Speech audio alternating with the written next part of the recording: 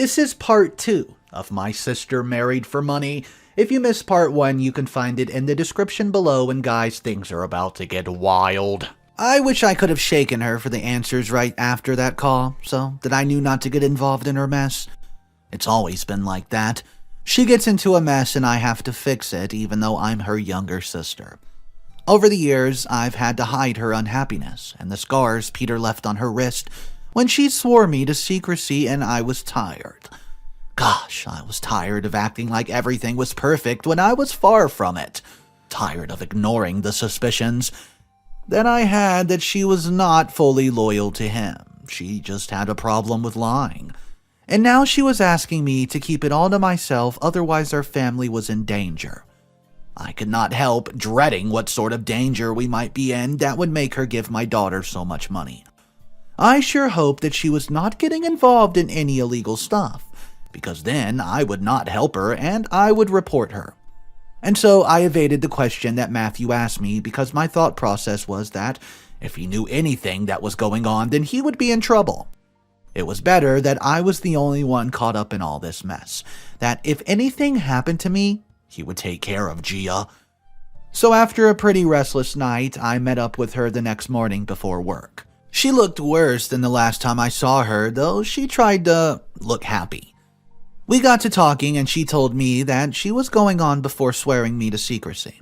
She told me that her husband wanted to leave her with nothing for a younger woman. Not only that, but she found out that she signed prenup papers without knowing, something that was planned by her husband all along. She found out that he was seeing other people behind her back. Thus, he wanted to get rid of her. He wanted to leave her with nothing but the clothes on her back, and to leave, take her child away from her. She told me that she regretted not listening to me because now all those years of hell were for nothing. She told me that she could not face the shame of coming back to live in the community with nothing for herself. She had nothing but her high school, no job experience, or much saved up, which was when she came up with a plan, so that she would have something when she left him. And now she's buying time. She told me that she came up with a plan to sell his precious assets that he was not aware of for lesser value. Then she would run away before he got the chance to leave her. This was where my daughter and hers came in. She told them a lie and get them to meet up with buyers and collect cash for her so that her husband would not find out that this was going on. Then she made my daughter keep the money in our house, which she would later take and deposit into an offshore account. I was horrified. I knew the man she married was not a good person, and he made her miserable, but that did not mean, absolutely not, she had to steal from him and involve the children. If my Gia got caught, then she would get into legal trouble, and we simply did not have the money to go up against Peter. I told her that the choice she made years ago, and now it bore its fruit, and now she has to suffer those consequences. I reminded her of what Greg said to me 17 years ago after she threw him out of her suite like a dog. Was it worth it? Not at all, because now she was the one left with nothing, with her youth down the drain, and by doing this, she was getting herself into worse trouble. Then, as if what she had done was bad enough, she asked me to help her. I told her I would never commit a crime of such foolishness. What was best for her was to go ahead with the divorce and prove that he was an incompetent father, so that she could at least get custody of her daughter. She snapped like I just insulted her, saying that her daughter was his daughter and she could not give her all that she had lost. I realized then that I was talking to a brick wall, and all that mattered was the money she was clinging to with her last shred of hope. So I told her good luck. But if I was her, I would cut my losses and just move on. This was only going to end in tears, but she laughed bitterly and told me that not everyone was like me, someone who preferred a simple life. Later that day, I went to my mom and told her everything that happened, from the money I discovered in my daughter's bag to the crime that she was committing. There were a lot of crimes caught up in whatever she was doing, and if she got caught, God help her, because Peter would unleash hell on her. My mom did not seem that affected by it. After probing for more information and agreeing with me, just by words only, she told me this, that she was going to handle it. Well, handling it turned into helping her out. When I found out, Olivia saw everything and told Gia. I was sick to my stomach. I should have known better than to tell my mom and hope that she would convince her to stop while she could. When would enough be enough for my parents? I did not understand why she was pardoned for worse things than me. She could go for months ignoring them, buy them a gift, but if I even missed one family event because I'm sick, my mom gives me hell for it. After I found out, I told them that they could continue with whatever they were doing, but I was taking no part in it, and they would see my true colors if they tried to get my daughter to be involved in whatever they were doing. By then, I had told my husband what happened, and he agreed that we had to cut ties with my parents. My parents said some really hurtful words right after I confronted them for enabling her behavior. They blamed me for not living a simple life, but I never let it get to me because at least I was happy. At least I did not fear and despise the man that I was married to. That was the last time I spoke to them before I was detained a couple days later. The cops could not have picked a more public place to arrest me than my workplace. I was taken in with no explanation and that I had the right to remain silent. I called my husband with my one phone call, then I was called in for interrogation after spending hours locked in a cell with no explanation. So, what happened was that my sister was missing after selling her husband's country estate and emptying out one of his bank accounts. They found Olivia alone at a bus stop. She said her mom told her to wait there, but she never showed up. Well, she did not show up because Peter had already found out and called the cops on her. So she escaped and no one heard or ever seen her since. Her phone and laptop had evidence of what she was doing with my mom, which was why they called us, and so they could give me the more info that could lead them to her. I knew nothing, which was what I stood by for all those hours of intense grilling by detectives. Since they were unable to charge me and I had no evidence to prove my involvement, they let me go. But even then, I had questions of my own, because last time she told me she was leaving Olivia with her dad, so why was she leaving with her now? It could have been a change of plans, but I needed to confirm, so I called Olivia. When I asked her about that day and her mom, she acted clueless, telling me that her mom was home. So why the hell was the cop so sure that she ran away after getting caught and left her daughter alone? This was not making any sense at all, and my gut instinct told me that Peter was the key to all this.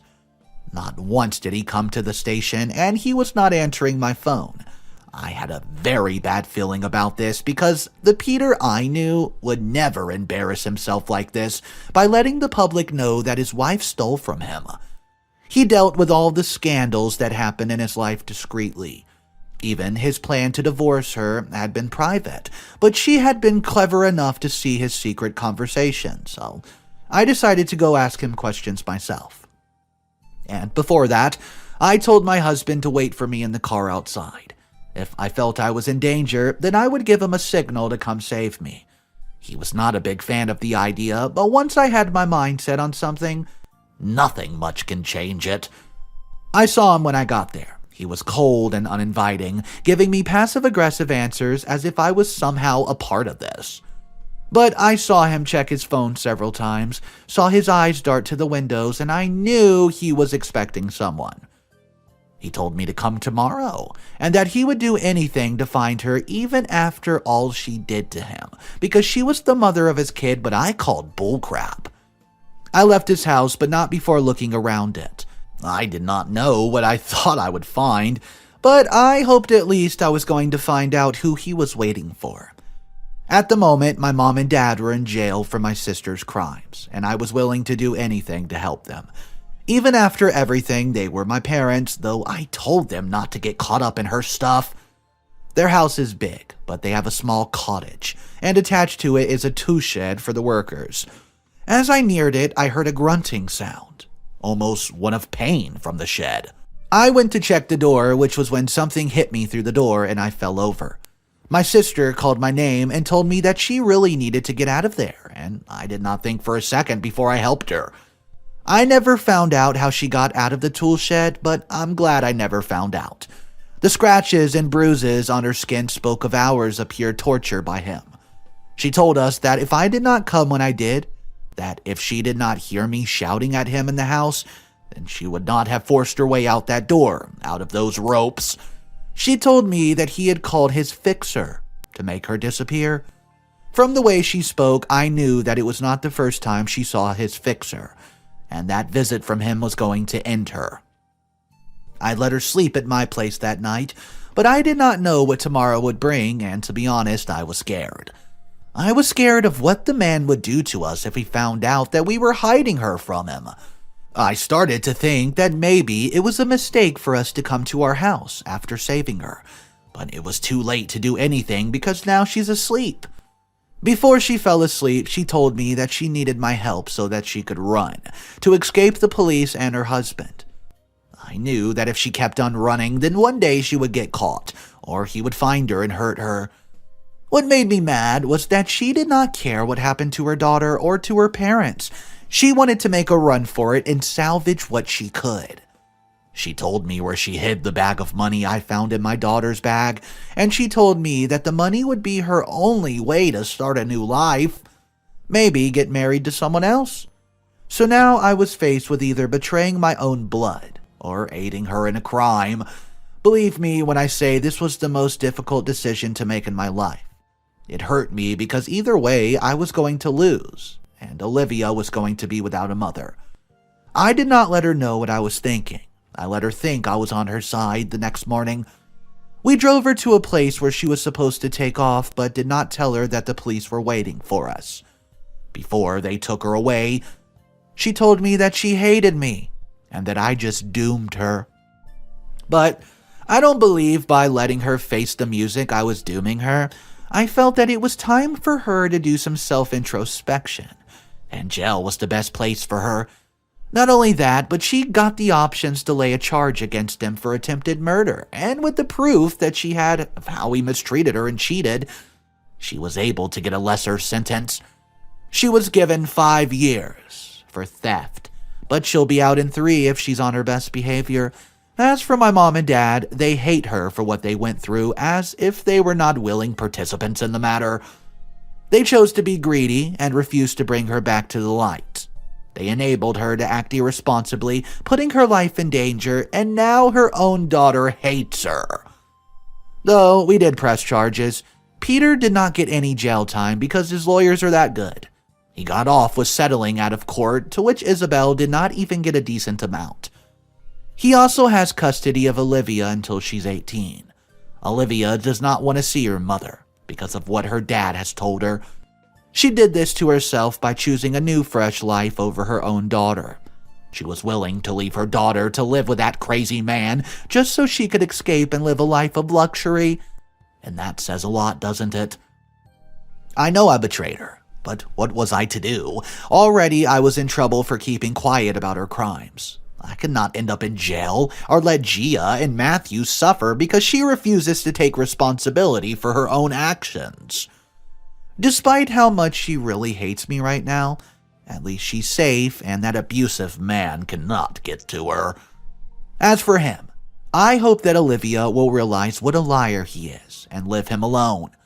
I hope that all this illegal stuff he does will get found out and he'll lose everything and spend the rest of his miserable days behind bars. I can only hope that Isabel will use this time to really think about what's important in life, and that she appreciates that she's still alive. Well, because if life had other plans for her, then she would not even be breathing today. After all that, my parents immediately switched to my side, speaking badly about her and playing the victim. That was the last straw for them that broke the camel's back. I've had enough of their hypocrisy. It is because of their failure to stop her for when she's going down the wrong path that we're in this nasty mess. So guys, I've blocked them. I've cut them out completely from my life. For good. Well, the only good thing about the outcome for this is at least they're safe from Peter, even if it's in prison. But I do have one question for you guys. Would you have done the same thing as OP and turned your sister in? Yes or no? Drop down in the comment section, say, yes, turn the sister in. Or say, no, don't turn the sister in, and tell me your reasoning why. Guys, I still have one more story for you. I hope you enjoyed that part 2. Let me know if you like multi-part stories in the comment section down below. Our last and final story of the day. A son wants to kick his father out of his home. Yeah, here we go. I'm 25 male, not from the United States, not looking to get into legalities. I know where I stand on it. Some context. My father married his now wife when I was 15. She was really pushy with me because the relationship with their own daughter was almost non-existent. My father did nothing, and I ended up moving with my grandfather, father's father, just a few months ago. Well, Grandpa suddenly passed away when I was 17, and I inherited all his properties. Instead of moving back with them, they moved with me to Grandpa's house. I left when I was 18 to go to college, and I go back home a few times a year. I let them stay there rent-free as long as they don't touch my room and Grandpa's office. The house has 4 rooms in total. Now, I got a call from him telling me that I need to clean my room because they plan to turn it into a nursery room. Apparently, my father's wife got in touch with his daughter because she's pregnant and doesn't have a place to stay. I deny his request and remind him from who is the house they're staying at and better not touch the rooms unless they want me to kick them out. I told them there's an empty room. She can stay there, but he claims it's too small for the both of them. I said that if they have a problem, they can go back to his own place. There, she can take my room. I don't know if he still has the house. I think I've been more than reasonable, but my uncle, which is my father's brother, who doesn't have the best relationship with my father, he called me to say to think about it and not kick them out, so I wonder, am I the a-hole? What's up, guys? Mr. Redito here. So there's an update for this story. It came up 3 days after the original post. I hope you're enjoying your day today. Click that subscribe button if you haven't done so. And let's see what's going on with this update 72 hours later. The day I wrote the original post, I called Miss Lawyer to accompany me to the house and deal with this civil matter. Well, Saturday, we went early in the morning with the paperwork. Once we arrived, I tried to open the door. I got the pleasant surprise that my father had changed the locks. Oh, big mistake. We talked through the door, and he told me that until I changed my mind, he wasn't going to let me in. I told him that I wasn't planning to kick them out, and I was there to solve this right away. But if he wasn't going to let me in, I was going to do it my way. Well, he didn't let me in. On my way back to the police station, my uncle called me and said that my father called him in order to make me change my mind. But he wasn't going to do it and will support whatever I choose to do. In the police station, Miss Lawyer explained the situation to them, and they came to us and said I could evict them without issue. Once there, the police spoke to them and told them that they had to let me get their things out as soon as possible. I hired a moving truck for them. My father tried to fight, saying that he sold his house and doesn't have a place to go, and he also claimed that he was a rightful owner, but the dimwit doesn't have any paperwork to prove it. In a last attempt, he brought up the fact that my stepsister's pregnant, but unfortunately for them, she's in early stages, and doesn't matter either way. After their circus was over, the removal of their things was quick. Most of the things in the house are mine, except the things they have in their room and my stepsister's stuff. I'm currently in the house and plan to stay here the next few days. I've changed the locks again, and I'm installing cameras. I talked to my girlfriend about moving here, and she's more than happy to do so. I'm going to talk to my boss about the possibility of work from home, but it's not a real problem if he says no. Without having to worry about the house, figuring out the rest is easy. Okay guys, so in the comment section on this one, it's kind of a bit of mixed emotion. Some people are in support of OP while others aren't, so I'll read a few comments. Yet another person spoiling an incredibly good deal by being an entitled dude. How did the father think it would go with changing the locks? Oh, a locked door? There's no way to deal with this. I'd better just give him a whole house. Yeah. Comment 2, lockpicking lawyer, let me put my tension bar in. Click out of 1, small click out of 3, big click out of 6, there we have it open.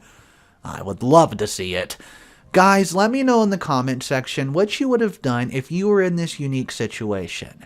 Drop your thoughts about it. Let me know your stories. Don't forget to subscribe to the channel. That's all the stories I have for you today. I hope you have an amazing day, and I'll see you in the next one. Peace.